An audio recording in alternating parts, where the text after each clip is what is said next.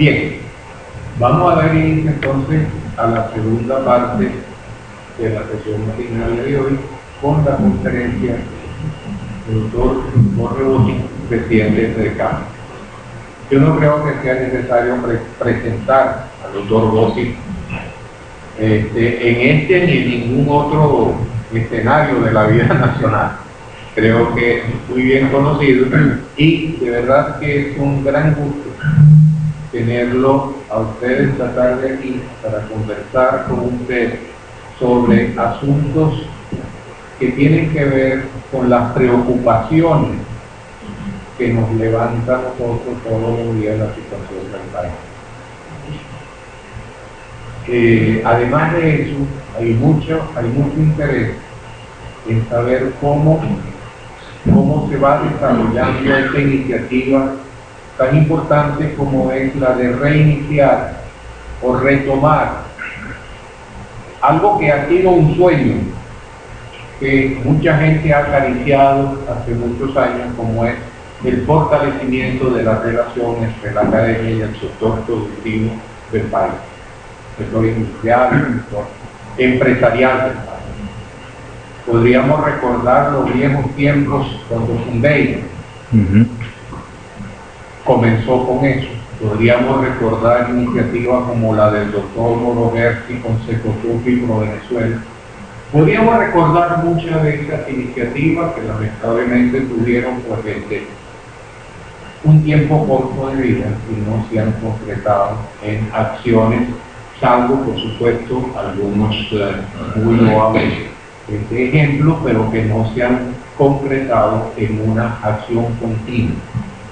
Y más que nunca en estos momentos pienso yo que es importante que veamos al país desde distintas perspectivas, desde distintas ópticas, enfocando en el mismo sentido lo que nosotros llamamos el desarrollo y sobre todo la formación de los venezolanos que nos van a suceder, que ya lo están haciendo. Y que de verdad su visita acá es para nosotros muy importante y quiero recalcar eso. Queremos que las academias salgan del espacio enterrado de este lindo palacio que tenemos y que aportemos en la medida de nuestras posibilidades cada uno la experiencia y sobre todo el compromiso de ayudar a construir un país mejor. Muchas gracias por su presencia, les reitero, así como reitero las gracias a los presidentes de las academias de ingeniería, de ciencias económicas, de ciencias políticas y también la presencia del doctor miembro correspondiente de la Academia de Por favor, doctor. Mil gracias por sus palabras. Buenas tardes a todos. El honor es todo mío y todo nuestro en representación de la institución de TV Cámaras. No sé con cuánta frecuencia ha habido acercamientos entre esta institución y la nuestra. Tengo la sensación de que no son muy frecuentes y creo que son tiempos en los que, independientemente de que la coyuntura pareciera que siempre nos mantiene ocupados, nuestro deber, sobre todo los que estamos al frente de instituciones, tiene que ver con precisamente siempre elevar la mirada y tratar de ver más allá de los momentos de coyuntura que vivimos en cada momento. Sin duda, los problemas que estamos viviendo en este momento en el país creo que no podemos dejarlos fuera de esta conversación. Siento que son importantes que transmitamos lo que sentimos, que puede ser el papel de cada uno de nosotros y cuál puede ser el destino del país en los próximos meses y años. Y quería realmente, aparte de agradecer la invitación, les comento que me tomé unos minutos para recorrer los pasillos allá afuera. Tenía cerca de 10 años que no venía al Palacio y por supuesto nunca lo había hecho solo, y no me anuncié a propósito porque de alguna forma, parado hoy en la baranda viendo hacia el patio central, sentía que las raíces del país estaban acá, por lo menos del país de la modernidad, de ese que soñamos que podía ser. Pienso que estuvimos muy cerca de tener esa sensación hacia mediados o principios de los 70 de gran país que pudiéramos haber sido. Nunca olvido, me disculpan la referencia histórica, nunca olvido una portada de una revista muy importante, el National Geographic del año 72. Venezuela era el tema de portada, y para ellos Venezuela iba a ser el primer país de Latinoamérica que iba a ingresar al mundo desarrollado para finales del siglo XX. Ese volumen lo tengo todavía guardado en la casa, y siento que instituciones como esta, datan del 17, Fede Cámaras del 44, en algún momento tenemos que preguntarnos en qué momento se nos perdió el hilo. Y aun cuando sé que en esta casa se ha dedicado muchísimo tiempo y esfuerzo en dibujar ese país productivo que se perdió en las penumbras de un país rentista, tenemos que darnos cuenta que el esfuerzo que tenemos que hacer es mayor, y creo que celebro muchísimo el que estemos decididos a hacer algo en conjunto. Yo pensaba cómo tratar de empaquetar estas ideas, y siento que es muy necesario que les comente en unos breves minutos. Yo creo que de esto debería tomarme alrededor de unos 15-20 minutos máximo, transmitirles lo que hemos hecho hasta ahora y que nos ha inspirado. Y quisiera comenzar por una referencia histórica, ya que se hacía precisamente mención a la historia. Tal vez el documento más importante de Fede Cámaras en su historia, ya casi de 70 años, fue el año 62, la famosa Carta Económica de Mérida. No creo que haya un documento más importante que ese en la historia de Fede Cámaras. El año pasado se cumplieron 50 años de ese documento en ocasión de la asamblea, y eso nos sirvió a mí en particular de inspiración, porque yo les confieso que no lo había leído nunca y me dediqué a su lectura a principios del año pasado. Lo primero que conseguí en ese documento es que de económico tiene muy poco.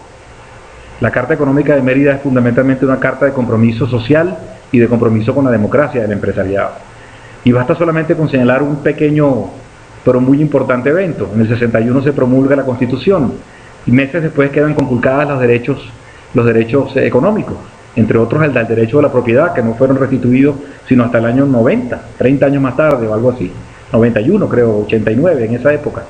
Y sin embargo en esa Carta Económica de Mérida no se hace mención ni en una sola línea a la exigencia al gobierno de la restitución de esas garantías. Sin embargo en ese año el empresariado asume un compromiso decidido con la democracia naciente y con el sentido social de la empresa. Un año más tarde, o dos, en el 64, se funda el dividendo voluntario para la comunidad. Eso nació de una iniciativa de empresarios alrededor de Fede Cámaras. El año 64 también la asamblea de Fede Cámaras en el Macuto Sheraton tuvo como eslogan la responsabilidad social de la libre empresa. Y yo a veces he retado a más de uno para pedirles que busquen en algún documento en el planeta, en el año 64, en algún grupo empresarial que hablase de responsabilidad social. Para no hacer muy largo esto y entrar ya en materia sobre lo que hemos logrado hacer en estos avances, yo me pregunté en un momento, bueno, ¿qué nos pasó? En vez de criticar a otros, ¿por qué no nos vemos nosotros mismos y rescatamos aquella forma de ver al país de aquellos empresarios del año 62? Y siento que 50 años más tarde pues llegó el momento de hacerlo. Y eso es un poco lo que nos ha inspirado a tratar de cambiar una institución como Fede Cámaras, que también estaba aislada desde hace muchos años en sus propios claustros. Tenemos décadas hablándonos entre nosotros mismos, y además habíamos perdido contacto no solo con la sociedad y con actores sociales tan importantes como ustedes, sino habíamos perdido contacto hasta con nuestras propias bases. La empresa privada, esa casa empresa todos los días, desde el más pequeño comerciante hasta el más grande empresario, ya no veía en Fede Cámaras ni su representación ni su interlocutor válido. Y eso teníamos que reconocerlo como algo muy duro. Tenemos décadas, insisto, reuniendo asambleas, tenemos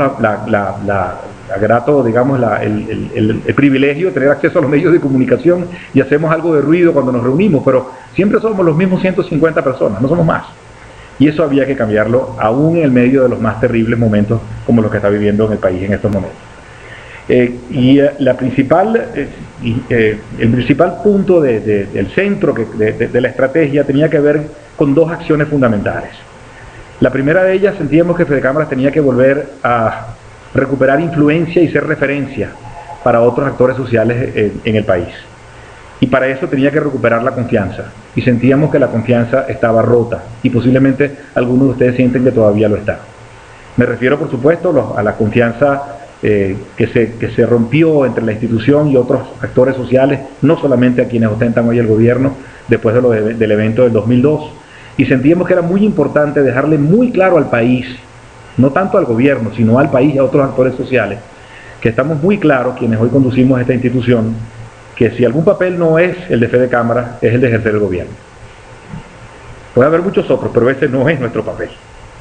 Y a riesgo de que se alargue esto un poco más, quisiera transmitirles con mucha crudeza cosas que yo viví de cerca, siendo vicepresidente de Consecomercio en ese momento.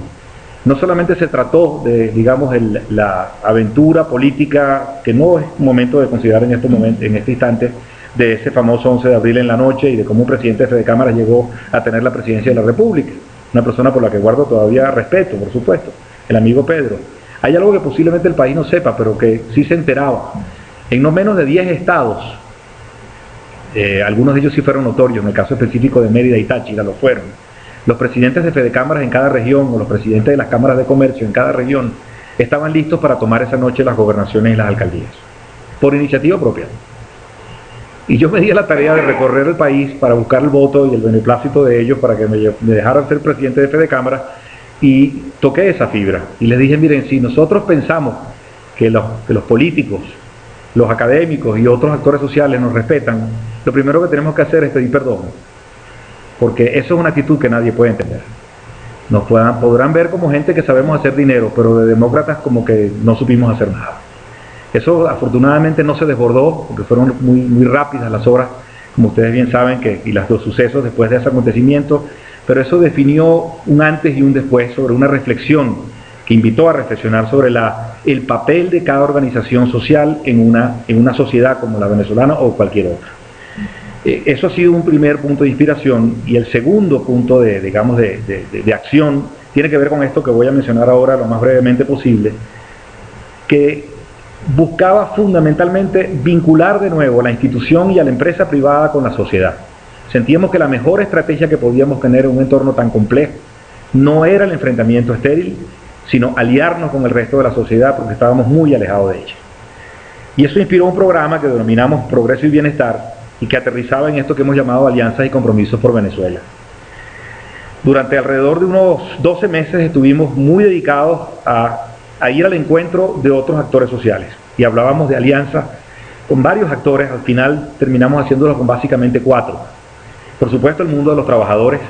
Fue muy difícil ese trabajo porque el mundo sindical está sumamente atomizado, es un enorme archipiélago de cabezas, no hay una casa sindical que represente, como fue la CTV en el pasado, digamos, al pensar del sector sindical. Sin embargo, hay varios que sí están, digamos, de alguna forma arraigados con lo que debe ser un movimiento sindical moderno, autónomo de cualquier tipo de patronos y autónomo de influencia política. Me refiero a actores como Froilán Barrios dentro de FADES, que reúne a 30 de los sindicatos más importantes del país, algunos sindicalistas de Guayana y algunos todavía ligados a la CTV. Otro actor clave fueron los universitarios. Hicimos 4 reuniones en distintas ciudades del país con grupos de jóvenes universitarios que sencillamente pensaran en la empresa y nos dijeran qué vende nosotros y qué vende Fedecámaras. Otro actor clave de estos en este proceso de alianza fue lo que hemos llamado el mundo de la economía privada popular. Y aunque no está organizado, hicimos un gran esfuerzo a través de organizaciones como MODEPAF, el Movimiento para la Defensa del Desarrollo Familiar, en hacer encuentros en también 8 ciudades del país con representantes genuinos de ese enorme tejido de gente que hace empresa, de venezolanos que hacen empresa todos los días. 6 millones de venezolanos que están en eso que llamamos la informalidad. Y también tuvimos algunos diálogos con ellos. Y por supuesto, el cuarto y no por ello menos importante, el mundo de los universitarios. Hablábamos del mundo universitario académico, y por estar por supuesto en esta academia voy a hacer referencia un poco más en detalle a lo que sucedió con ese mundo. En abril del año pasado tuvimos una primera reunión con 14 rectores y vicerrectores universitarios y un grupo de unos 20 empresarios. En esa reunión se llevó en el Hatillo, y de esa reunión salió un documento que se llamó la carta del Hatillo, que lamentablemente ha tenido poca difusión, donde se llegaron a una cantidad de compromisos.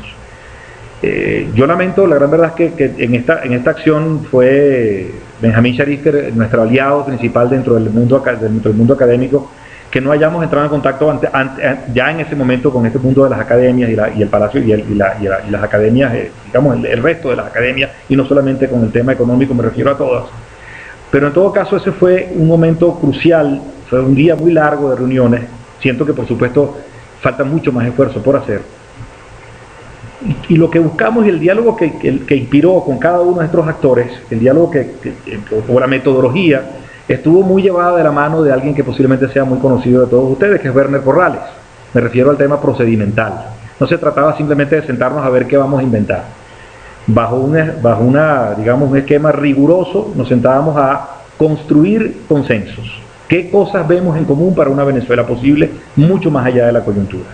Fueron momentos muy críticos donde se nos dijo cosas muy duras, también hubo cosas y autocríticas muy duras del lado de las academias, de las universidades y del lado sindical, y creo que logramos construir unos puentes de confianza muy importantes que pueden servir de base en algún momento, estoy seguro, como acuerdos sociales y económicos que deben servir de piso a acuerdos políticos que en algún momento van a surgir en el país. El resultado de ese proceso lo mostramos al país en julio del año pasado y lo llamamos sencillamente alianzas y compromisos, y los voy a referir lo más rápidamente posible, voy a ver si los podemos ver de una sola vez. Volvemos un poco atrás. Nosotros llegamos, después de estos diálogos con todos estos actores a los que le he hecho referencia, llegamos a 6 acuerdos. No los llamamos puntos de consenso de país porque, digamos, eso requeriría un nivel más elevado de discusión, pero el que académicos, universitarios, empresarios, representantes del sector informal y representantes del mundo laboral hayamos llegado a 6 acuerdos fundamentales nos parece crucial. El primero de ellos, no voy a desarrollarlo, solamente los voy a referir brevemente. El primero de ellos tenía que ver con promover el desarrollo productivo, el emprendimiento y la innovación. Un compromiso alrededor, o un acuerdo alrededor de este tema. Defensa de la propiedad privada y el derecho a la iniciativa económica de los ciudadanos. Bien importante, el reclamo más duro que se nos hizo es que veían a Fedecámaras y al sector empresarial como alguien que defiende solamente privilegios e intereses propios. Y eso posiblemente sea falso, pero créanme que yo he tenido una discusión muy dura con los expresidentes porque sienten que que siempre hemos hecho las cosas bien, y eso no es así, porque la percepción que se tenía de nosotros no era precisamente esa, más bien la percepción generalizada, no solamente de quienes hoy gobiernan, de la sociedad, es que Fedecámara defiende privilegios e intereses propios. Y ciertamente cuando uno ve el desarrollo de la economía, sobre todo después de los 80 para acá, uno siente que ha habido una gran dosis de mercantilismo, muy poco interés en que verdaderamente vayamos a una sociedad competitiva y abierta, y sí es cierto que ha habido grupos económicos que han ejercido siempre presión sobre los gobiernos de turno para evitar que tengamos un mercado verdaderamente abierto y competitivo. Hubo una oposición, ustedes lo saben, feroz a las transformaciones que se iniciaron en el año 89 y 90. Tuve la ocasión de conversar y compartir además con Moisés Naim en la Universidad Metropolitana en un foro donde él fue la estrella. A mí me tocó decir algunas palabras y sin duda alguna fue un momento en el que el empresariado también se opuso a esa apertura. Así que el hecho de que reconozcamos que la libre iniciativa es de los ciudadanos y no de los empresarios me parece una idea que tiene mucha pegada y mucha fuerza. En tercer lugar, contribuir con acciones directas al progreso social, la no exclusión, la superación de la pobreza y la equidad en la sociedad venezolana. El cuarto acuerdo, fomentar, y este es tal vez el más importante de todos, fomentar una cultura que supere las conductas políticas y económicas del rentismo, que se base en los valores de paz y el desarrollo en el comportamiento ético del ciudadano. Esto es crucial. Nosotros, todos estos actores a los que he hecho referencia, estamos absolutamente de acuerdo en que somos una sociedad rentista y que esas actitudes tenemos que hacer un esfuerzo para dejarlas atrás, cada quien en su área específica. Y además celebro ver que en el propio documento del Plan de la Patria también se habla de dejar atrás el rentismo. Resulta bastante curioso ver cómo desde ópticas tan distintas de cómo debe funcionar una sociedad se pretenda lograr el mismo objetivo. El quinto acuerdo tenía que ver con promover y apoyar las reformas profundas en el tema educativo, dirigidas a elevar la contribución efectiva al desarrollo, a la convivencia en paz, en libertad. Y el sexto, contribuir a reconstruir la convivencia, promover la reconciliación de la sociedad venezolana.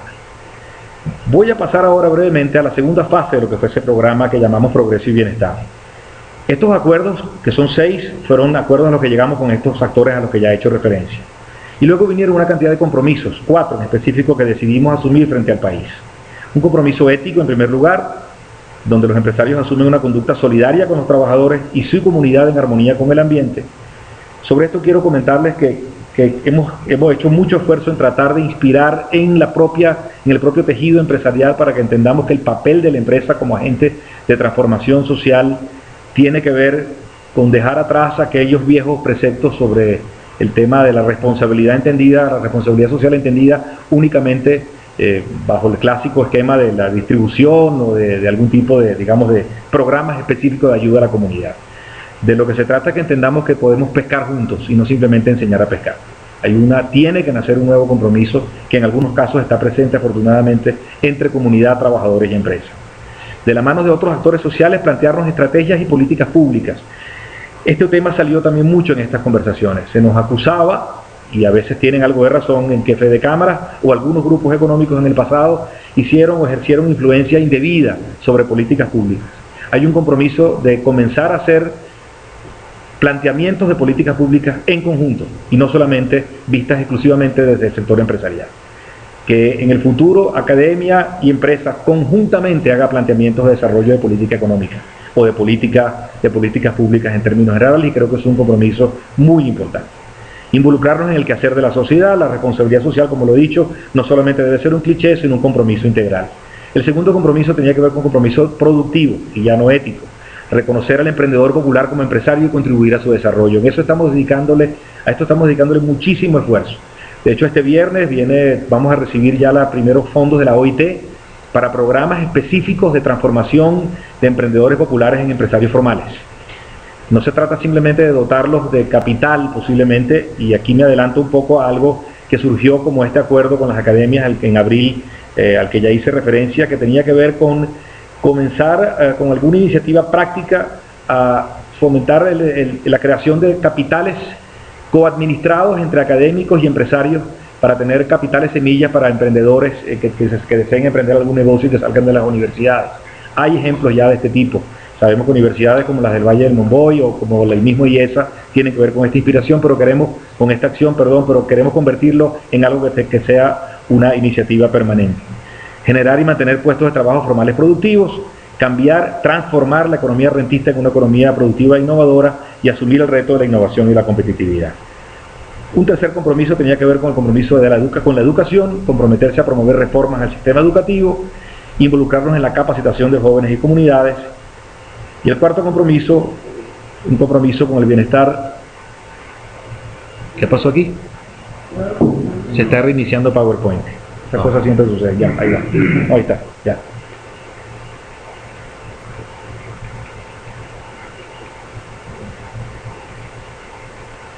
Compromiso con el bienestar social y la paz. Uy, ¿qué está pasando? Posiblemente vamos a pasarla. Vamos a abrir la otra.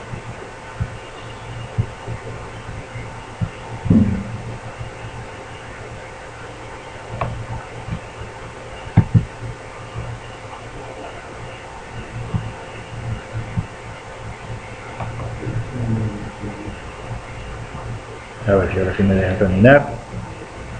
Nos vamos. 3. Si no, ahora sí funcionó. Promover iniciativas conducentes a lograr un clima de paz, reconciliación y no violencia y contribuir a la reducción de la pobreza. Sobre esto no me voy a detener porque esto ya era la oferta macroeconómica y la oferta productiva que se le hizo al país en esos momentos, pero sí quiero hacer mención específica al tema que tiene que ver con la academia. Aquí hablábamos de elevar la inversión privada hasta un 20% sobre el PIB en 3 años. Yo sé que es una aspiración muy, digamos, casi que imposible de ver en estos momentos, pero recordemos simplemente un dato histórico que yo creo que vale la pena y que tiene mucho que ver con el retiro que ha tenido la empresa privada sobre la inversión en el país. La última vez que la inversión en Venezuela llegó a ser en promedio casi 20% fue en la década de los 70. Y de allá para acá en ningún momento ha superado el 6 o el 7%. Y va a ser imposible, a menos que recuperemos esos niveles de inversión privada sobre el PIB, que nosotros logremos rescatar la cantidad de empleos que se requieren. Hablábamos allí en ese momento de subir la capacidad productiva de las empresas hasta el 70% y de la posibilidad de crear 1 millón de empleos en 3 años, cosa que no parece difícil, porque de acuerdo a algunas cifras macroeconómicas que también están aquí contempladas, bastaría con incrementar la inversión privada en alrededor de 4 puntos del PIB para recoger 1 millón de empleos en 3 años. De esto quisiera pasarlo por alto para entrar más en la discusión y escucharlos a ustedes. Y hablábamos de las modificaciones que hacían falta en el marco regulatorio. Sí me voy a tener entonces sobre este tema de la oferta social y productiva. Impulsar la formación de pymes y la formación de más y mejores emprendedores. Nosotros hemos abierto los espacios de Fedecámaras para empezar con este tema de formación de pymes y de mejores emprendedores. Hemos hecho alianza con la Federación de Contadores Públicos de Venezuela y ya se han hecho algunos foros que queremos difundir por todo el resto del país. Y este tema de impulsar la creación de un fondo de la empresa privada como Capitales Ángeles para las universidades que se destinarían a la creación de nuevas empresas es algo que nos parece también de trascendental importancia. Ya que se mencionó a Fundei, entre los planes que nos propusimos fue precisamente ampliar iniciativas como las becas de trabajo de la Fundación de Educación de Industria de Fundei para elevar el número de becados a 20.000, de 20.000 que está ahora a 30.000 en 3 años. Este tema de promover ferias de empleo es algo que ya se ha iniciado en algunas cámaras de comercio en el interior, utilizar los espacios de las cámaras de comercio para que con el espacio, dotando ese espacio con la presencia de algunas empresas de la zona, hacer ferias de emprendimiento y ferias de empleo que han tenido muy buenos resultados en algunas zonas del país. Y por último, impulsar la participación de jóvenes y líderes de la economía popular en las campañas de este plan. Tal vez haya chance, ¿podemos ver el video un segundito? Porque esto termina aquí. Vamos a ponerlo solamente para que vean un video que dura 4 minutos exactamente. Este video se hizo como resultado de ese proceso de diálogos y en